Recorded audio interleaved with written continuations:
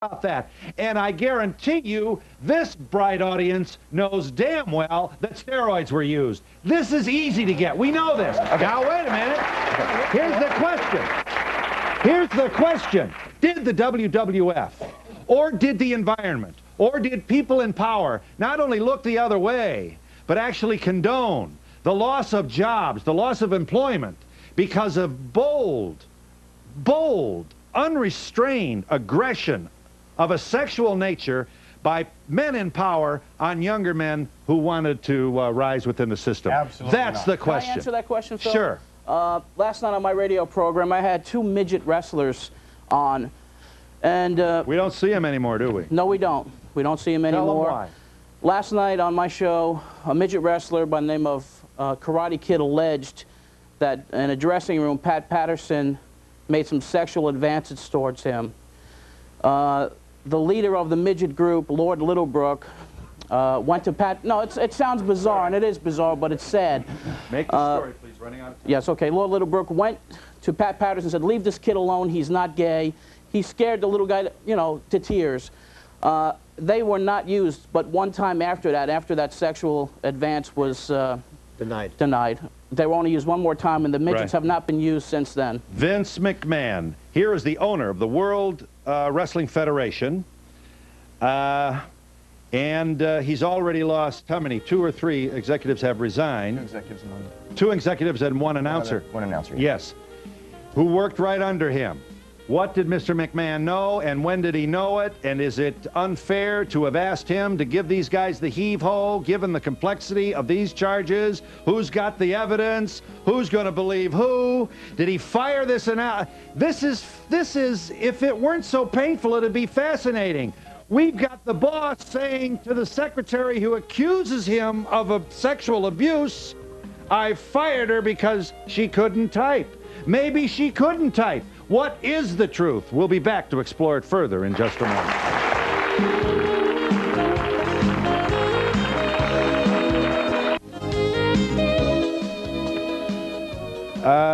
Here are just some scenes from what it is that is mesmerizing millions of Americans, a lot of them young people.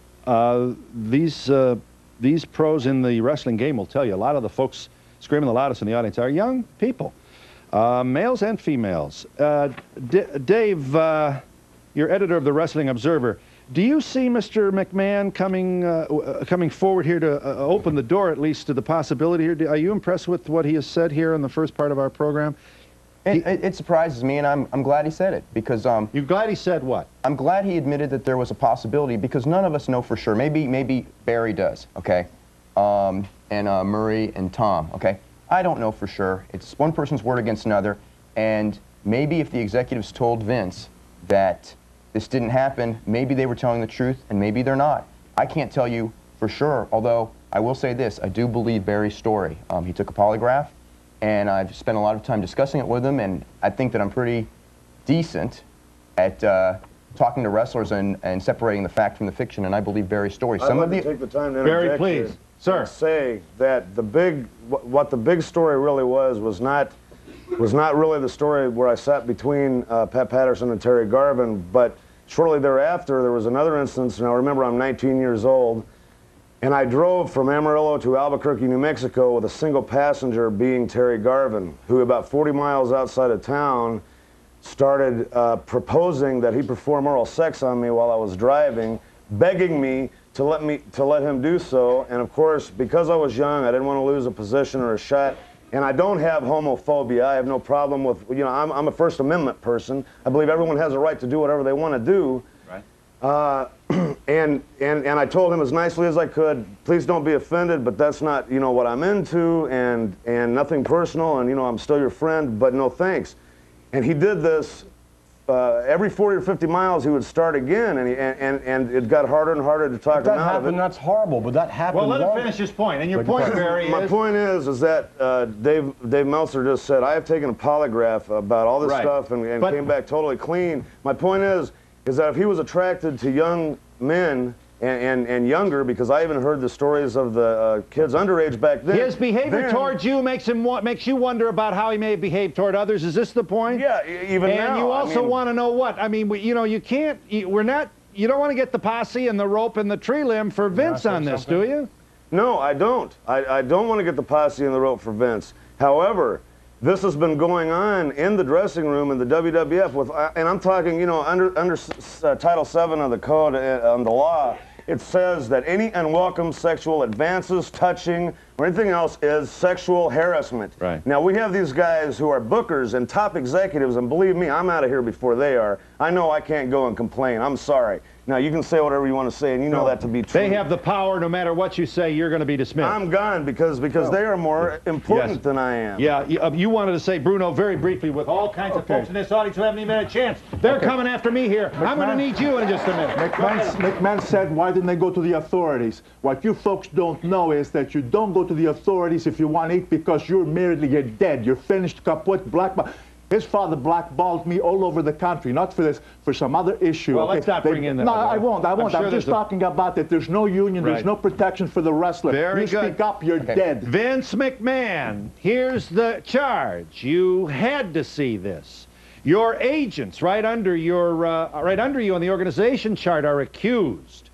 2 of them have resigned, including an announcer. Where were you all these years? Was the money so good?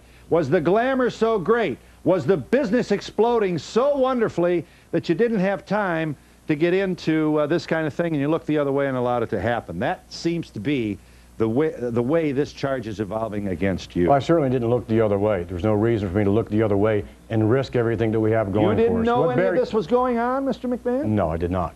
What Barry is making reference to is an act some 14 years ago. 14 years ago that happened. How am I supposed? I don't know that that happened. This is the first time hearing of it on the show the other day. Yeah. Do you believe it? It could very well have happened.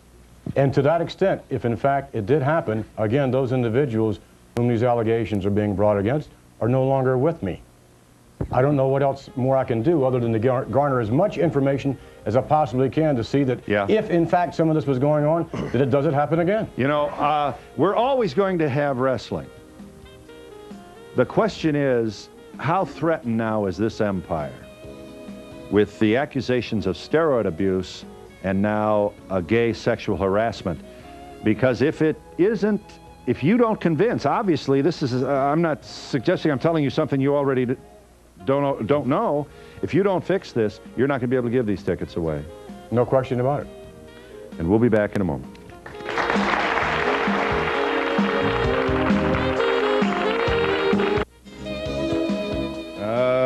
People magazine is out with a page, a piece on the Incredible Hulk, Hulk Hogan.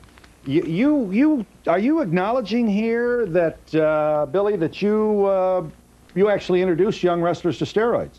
I'm acknowledging that Hulk Hogan came to me in 1977 in Tampa, Florida, and inquired about steroids. Right. Because he wanted to be a wrestler. You and know, I freely gave him. I don't want to send him to jail for that. No, I'm not. 1977. No, that's how you did it. And we didn't gave him. All right. I freely gave him that you look back on it and you say, "Holy cow, that was wrong." But the point is, I freely gave the man that information in 1977. But the fact of the matter is, now he has gone on the Arsenio Hall show and lied to a national audience that he has never taken steroids except for 3 occasions, and those 3 occasions being for therapeutic use only for a torn bicep. I've injected the man myself probably a half a dozen times. David Schultz, a close friend of mine, has injected him over 200 times, and Hulk Hogan himself has told me personally, "Superstar, I knew nothing about steroids when I began, but why? And for the first year I took a shot every day of my life, every day for the first year until I learned how to cycle steroids." But my point is, Phil, Billy, you're threatening a very big income here with this information. That's right, but you can't lie to children in this country about drugs. That's child abuse. When you get on television and you say you have never taken steroids and you've done it for the whole 10 years, and when you've taken steroids for the decade of the 80s, and when you've taken cocaine and other drugs, and you lie about this to children, that is child molestation of their minds. You can't lie to kids about drugs. John Arezzi, you wanted to say, sir. Didn't Vince say in published reports that you were devastated when Hulk Hogan made those statements on Arsenio? I wasn't devastated. That was the word you used to me. It was. Well, all right.